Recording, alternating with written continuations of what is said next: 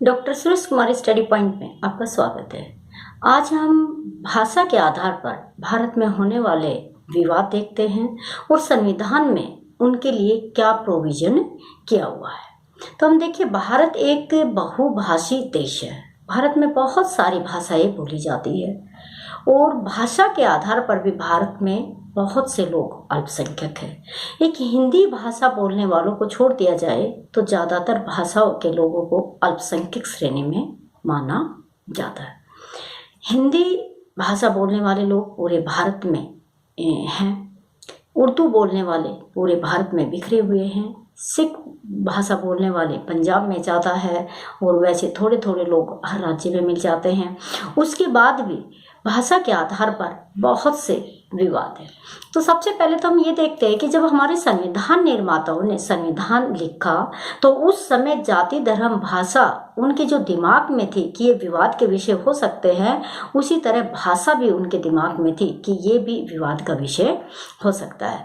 तो संविधान में क्या क्या प्रोविजन है, सबसे पहले उस पर हम नजर डालते हैं। तो देखिए, संविधान के अनुच्छेद 29 और 30 में प्रत्येक भाषा को, लिपि को संरक्षण देने की बात कही गई है कि जो अल्पसंख्यक लोग हैं वो अपनी भाषाओं में विश्वविद्यालय, स्कूल, मदरसे में क्या कर सकते हैं, उनके आधार पर शिक्षा दे सकते हैं, अपनी संस्कृति को और अपनी भाषा को क्या कर सकते, बचा सकते हैं। पूरा प्रावधान है उनमें, पूर्ण रूप से उनको संरक्षण की बातें कही गई है। संविधान के अनुच्छेद 347 में राष्ट्रपति को ये अधिकार है, जब वो महसूस करे कि किसी एक बहुत बड़े राज्य में एक भाषा बोलने वाले लोग ज़्यादा है, तो वो वहाँ की भाषा को राजभाषा, उस क्षेत्र की राजभाषा घोषित राष्ट्रपति कर सकता है।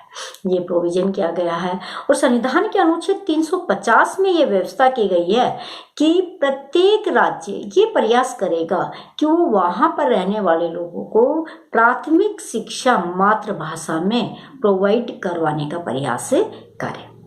और 350 में ये भी व्यवस्था की गई है कि संसद के अंदर कोई भी प्रतिनिधि अपनी भाषा में अपनी अभिव्यक्ति दे सकता है। और ये आप कई बार देखते रहते हैं कि जब भी संसद के एमपीज को, विधानसभा के एमएलएज को शपथ दिलाई जाती है तो वो अपनी अपनी भाषाओं, हिंदी, अंग्रेजी, संस्कृत, लोकल भाषा में क्या करते हैं, अपनी शपथ लेते हैं। ये उनको पूर्ण रूप से अपनी भाषा का मान और सम्मान करने का क्या है, समय होता है।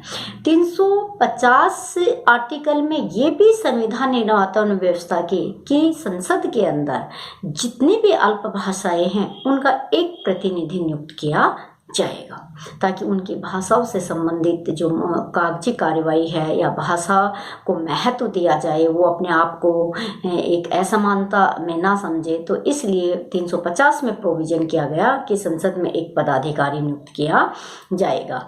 दूसरी बात है कि कोई भी व्यक्ति है अपनी भाषा को के आधार पर संसद में अभिव्यक्ति दे सकता है, संसद में भाषण दे सकता है, उसको किसी तरह का कोई प्रोविजन नहीं है। अब देखिए, हमारे संविधान निर्माताओं ने इतने अच्छे तरीके से हर एक भाषा को संरक्षण, सुरक्षा की बात कही है, उसके बाद भी भाषा के आधार पर इतने राज्यों का जन्म हुआ, उसके पीछे क्या कारण है। तो अब हम देखते हैं कि किस तरह भारत में राज्यों का जन्म हुआ। वो थोड़ा इतिहास में चलते हैं कि वो किस तरीके से हुआ। देखिए, 1947 में भारत आज़ाद हुआ। 1947 में भारत आज़ाद हुआ तो भी हम मानते हैं कि भारत बहुभाषी देश था। तो सबसे पहले भारत में जो राज्यों का पुनर्गठन किया उसका इतिहास ये था कि प्रथम बार भाषा के आधार पर आंदोलन दक्षिण भारत में हुआ। तेलुगु भाषा बोलने वाले लोगों ने 1952 में आंदोलन करा। किस लिए कि तेलुगु बोलने वाले लोग जितने एरिया में रहते हैं उसको अलग से एक तेलुगु भाषी राज्य क्या कर दिया जाए, घोषित कर दिया जाए। और सिर्फ पोटी श्री रामुल एक आंदोलन के आगे चलने वाले नेता थे। उन्होंने 1952 में आमरण अनशन रखा और 1953 में उनकी उस अनशन में क्या हो गई, मृत्यु हो गई। और उनकी मृत्यु के बाद हंगामा हो गया और फिर सिर्फ पंडित जवाहरलाल नेहरू की जो केंद्र में सरकार थी, उन्होंने राज्य पुनर्गठन आयोग गठित करना पड़ा।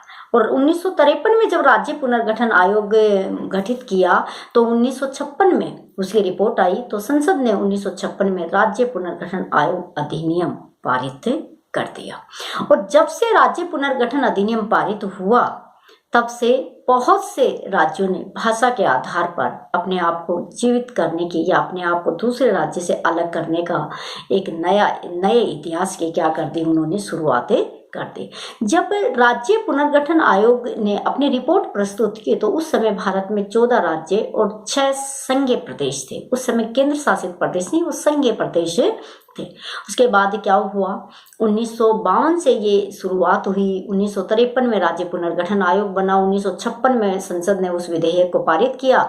फिर 1960 में बम्बई का विभाजन हुआ और वहाँ पे महाराष्ट्र और गुजरात राज्य बन गया। 1962 में नागालैंड राज्य बन गया। 1966 में हरियाणा और पंजाब भाषा के आधार पर राज्य बन गया और 1970 में हिमाचल प्रदेश राज्य बन गया। इस तरह भाषा के आधार पर इनमें बहुत झगड़े होते रहते हैं। एक बेलगाम को लेकर कर्नाटक महाराष्ट्र में भाषा के आधार पर झगड़ा है। चंडीगढ़ को लेकर को लेकर हरियाणा और पंजाब में क्या है, झगड़ा है। इसी तरह असम के अंदर उर्दू भी बोली जाती है और बांग्ला भी बोली जाती है और असम से बंगाली भाषा भी बोली जाती है। और वहाँ पे हिंदू और मुसलमान जो है वो दोनों इन भाषाओं को क्या करते हैं, बोलते हैं। तो उसको लेके भी क्या है, विवाद है।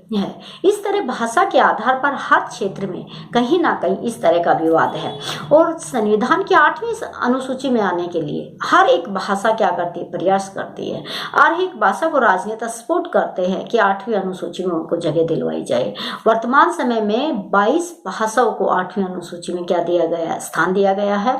और हर एक अल्पसंख्यक भाषा उसमें आने का क्या करती है, प्रयास करती है।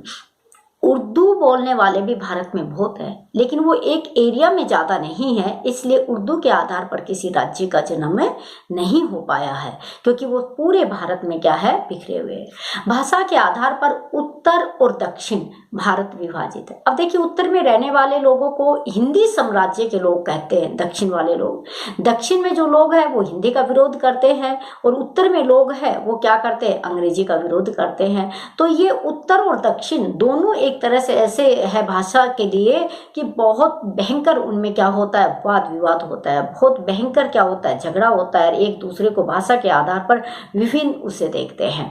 दूसरा, हिंदी विरोधी आंदोलन दक्षिण भारत में समय समय पर चलते रहते हैं कि हिंदी भाषा को एक तरह से सौतेली भाषा के रूप में मानते हैं। हिंदी भाषा में ना तो बोलना पसंद करते, ना कोई काम काज पसंद करते हैं और हिंदी में जो भी काम किया जाता है उसको इग्नोर किया जाता है। तो दक्षिण भारत वाले लोग हिंदी भाषा का क्या करते हैं, विरोध करते हैं। और राष्ट्रीय एकता के लिए भाषा के आधार पर जो विवाद होते हैं वो हमेशा क्या करते हैं, खतरे पैदा करते हैं। वो भाषा के आधार पर क्या करते हैं, बहुत बड़ी समस्या को क्रिएट कर देते हैं। दूसरी बात, क्षेत्रवाद को बढ़ावा देती है। अब कहते हैं कि एक क्षेत्र में विशेष भाषा बोलने वाले लोग होते हैं, तो जब वो उनकी भाषा को 8वीं अनुसूची में ना दिया जाए, उनकी भाषा को और कहीं शामिल ना किया जाए, तो उनमें एक क्षेत्रवाद की भावना क्या हो जाती है, बहुत ज्यादा प्रचलित हो जाती है। वो क्षेत्रवाद की भावना उनमें क्या करती है, जन्म ले लेती है। दूसरी बात, दक्षिण भारत में जो राज्य हैं उनका ये मानना है कि जितनी भी सरकारी नौकरियां होती है, जितनी भी सरकारी बड़े बड़े पद होते हैं, यूपीएससी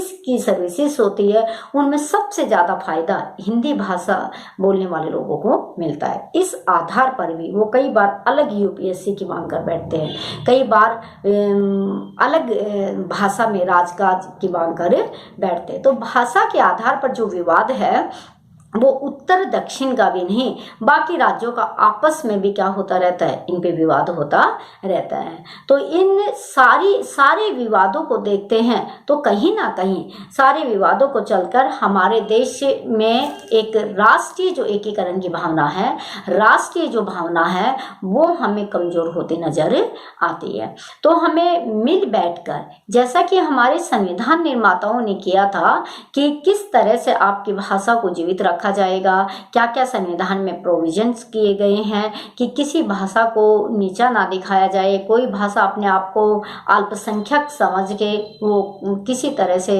आगे ये ना सोचे कि उसकी भाषा के बोलने वाले लोग कहीं ना कहीं पिछड़ रहे हैं।